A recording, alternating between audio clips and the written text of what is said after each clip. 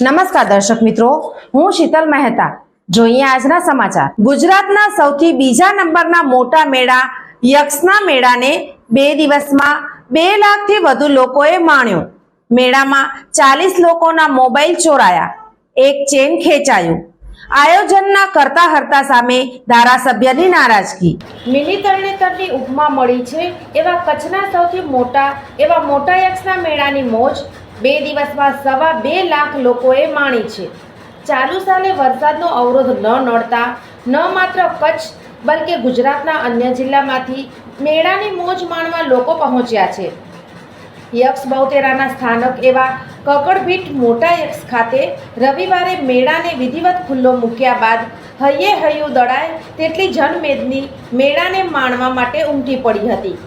મેળાની મોજ માણવા આવેલા લોકોએ મોતના કૂવા, મોટા ચકડોળ, ચીચોડા ઉપરાંત નવીનતમ રાઇડ્સમાં બેસી મેળાના આકાશી નજારાને માણી તેને મોબાઈલમાં કંડારી સોશિયલ મીડિયામાં અપલોડ કરવાનો આનંદ લીધો હતો. રવિ અને સોમ એમ 2 દિવસમાં 2.25 લાખ લોકો મેળાની મોજ માણી ચૂક્યા છે. હજુ મેળાના 2 દિવસ બાકી છે ત્યારે આ આંકડો વિક્રમી સ્તરે પહોંચે તેવી સંભાવના છે. મેળામાં કાયદો વ્યવસ્થા જાળવવા માટે પોલીસ બંદોબસ્ત ગોઠવાયો હોવા છતાં ચીભડચોર ટોળકી સક્રિય બની હોય તેમ મેળામાં ફરવા આવેલા 40 લોકોના મોબાઈલ અને એક મહિલાના ગળામાંથી સોનાની ચેઇનની ચીલ ઝડપ થયાનો કિસ્સો પ્રકાશમાં આવ્યો છે. મેળામાં ઊભા કરાયેલા 700થી વધુ સ્ટોલમાં લોકોએ ખાણીપીણી આરોગવા સાથે રમકડા તેમજ અન્ય ચીજવસ્તુઓની ખરીદી કરતા ધંધાર્થીઓને તડાકો પડી ગયો હતો. આ વર્ષે સાતમ આઠમના તહેવારમાં વરસાદ વિઘ્નરૂપ બન્યો હોવાથી મોટા યક્ષના મેળાને માણવા લોકો બમણા જોશથી ઉમટી પડ્યા હતા. દર્શક મિત્રો, લઈએ થોડી સેકન્ડનો બ્રેક, ફરી મળીએ સમાચારોમાં. સોફ Kutch power by Opal electronics, LG best shop, Vijaynagar road Bhuj, Rambagh road Adipur. Power by KC jewellers, latest fashion ડિઝાઇનના ઓર્નામેન્ટ્સનો વિશ્વાસપાત્ર શોરૂમ, હોસ્પિટલ રોડ ભુજ. તે વચ્ચે મેળાના આયોજક ધીરુભાઈ સામે ટ્રસ્ટી શ્રી પ્રદ્યુમ્નસિંહ જાડેજાને પૂછતા તેઓએ વાતને સ્વીકારી કહ્યું કે ધીરુભાઈ કરી રહ્યા છે પોતાની મનમાની. જાડેજાએ કહ્યું કે ધીરુભાઈ એમને હિસાબ આપતા નથી અને અમે તે મગજમારીમાં પડતા નથી.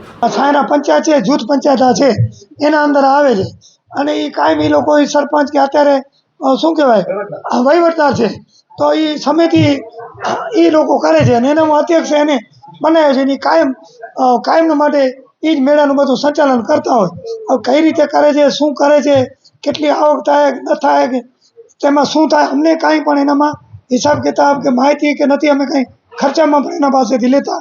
આ તો સરકાર અત્યારે યાત્રાધામના કામ કરે છે, એનામાં આપણું આવી જાય તો મેળો થોડું વિકાસના કામ થાય અને આ જે થશે એ કલેક્ટર હસ્તક થશે.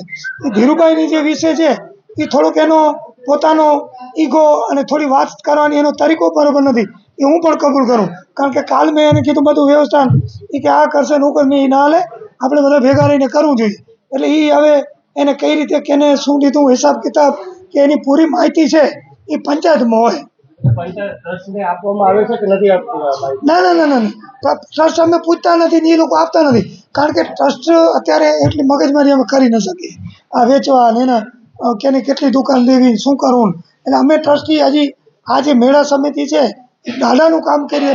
રતન દાદા અહીંયા જે મેન ભુવા હતા અને અહીંયા કરીને મંદિરનું કઈ રીતે વ્યવહાર થાય અને મેળાનું પછી ધીમે ધીમે હવે અમે જોશું બધા ભુવા પરિવારને બધાને પૂછી ત્યારે જો કલેક્ટર હસ્તક ને ભુવા પરિવાર હસ્તક થશે તેથી પંચાયતનું પછી વિચારશું. યક્ષ મંદિરના મહંતે જણાવ્યું કે જય જખદેવા,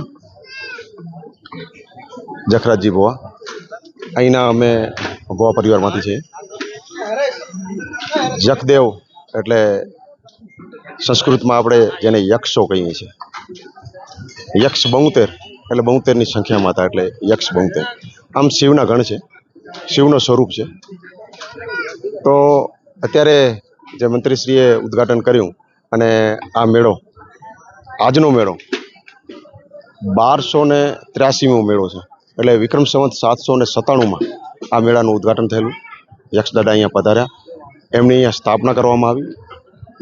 જે તે વખતે અહીંયા જે ઘટનાઓ બની એમાં આ દાદાએ પ્રજાને તાર્યા અને તારણહાર બન્યા અને પ્રજાના ઉદ્ધાર કર્યું. એ માનમાં, એ સન્માનમાં દાદાનો મેળો ભરાય છે. આમ તો રાજાશાહી યુગમાં એવું કહેવાય છે કે આ 15 દિવસ મેળો ચાલતો, અને 15 દિવસ એટલે ચાલતો કે લગભગ આ મેળામાં અત્યારે પણ પાકી દુકાનો છે, એનામાં સોનાની દુકાનો આવતી, ચાંદીની આવતી.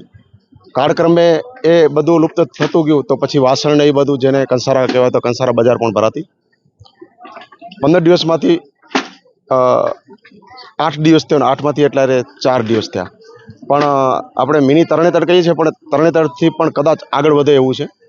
એક સમયે આપ અહીંયા નિહાળો તો એક મેગા સિટી થઈ જાય એ ટાઈપનું છે. આયોજનબંધ બધી અહીંયા દુકાનો, ખાણીપીણી તેમજ કટલેરી તેમજ એવી રીતે હોય છે. અને મુખ્ય તો સોમવારના દિવસે દાદાને જે માનનારા ભક્તો છે, તમામ સમાજના 18 વર્ણોના ભક્તો માને છે. બાદા આખડી છોડે છે, પેઢી પ્રસાદ કરે છે, બાલમુવાડાઓ પણ અહીંયા છોડે છે. અને લગ્ન પ્રસંગ હોય છે આજુબાજુના, તેમજ દાદાને માનનારાઓ ગમે ત્યાં વિદેશમાં વસતા હોય પણ છેડાછેડી અહીંયા છોડે છે. તો આ ટૂંકમાં તમને આ દાદાનું જે સાર હતું મેળાનું એ કહ્યું છે. આમ તો ઇતિહાસ બહુ મોટો છે. તો આ ખરેખર મેળો માણવા જેવો છે. તો આપ સૌ ભક્તજનોને વિનંતી કે આપ ભક્તિભાવથી તેમજ બોડી સંખ્યામાં અહીંયા પધારવા આપને હાર્દિક આમંત્રણ આપવામાં આવે છે. ડિવાઇન લાઈફ હોસ્પિટલ આદિપુર તારીખ 28/9/2024 શનિવારે સવારે 10 થી 1 વાગ્યા સુધી LNM group plans hospital and research centre Rawalwadi relocation site મધ્યે નિષ્ણાંત ડોક્ટરો મળી શકશે. નામ લખાવવા સંપર્ક કરો. Mobile number 9558068857. ડોક્ટર કુશલ પટેલ, સ્વાદુપિંડ, આંતરડા અને લીવરના રોગોના નિષ્ણાંત. કમળો, લીવરના રોગો, લીવર સિરોસિસ, પેટમાં પાણી ભરાવું, પેટમાં દુખાવો, સ્વાદુપિંડમાં સોજો, ઇન્ફેક્શન. અને ડૉક્ટર આદિત્ય પંડ્યા, ફેફસાના રોગોના નિષ્ણાંત. ટીબી ન્યુમોનિયા અસર હોય, કેમેરા દ્વારા ફેફસાની બ્રોન્કોસ્કોપીની સલાહ આપેલ હોય, વારંવાર કફ, ઉધરસ, ખાંસી થઈ જતી હોય, એલર્જી, અસ્થમાની બીમારી હોય, પંપ ઇન્હેલર દવાઓ લેવી પડતી હોય, બીડી, સિગરેટ, ધૂમ્રપાન સંબંધિત બીમારી હોય, મોઢેથી બોલતા નસકોરા, દિવસ દરમિયાન અતિશય ઊંઘ આવવાની બીમારી હોય, ફેફસાના પડ આવરણમાં પાણી ભરાતું હોય, કોરોના પછીથી ફેફસાને લગતી તકલીફો હોય વગેરેમાં આ બંને ડોક્ટરો ડિવાઇન લાઈફ હોસ્પિટલ આદિપુરમાં ફૂલ ટાઈમ અવેલેબલ છે. આજે તારીખ 24 સપ્ટેમ્બર 2024. આ હતા આજના સમાચાર. આવતીકાલે ફરી મળીશું. ત્યાં સુધી મને રજા આપશો. નમસ્કાર.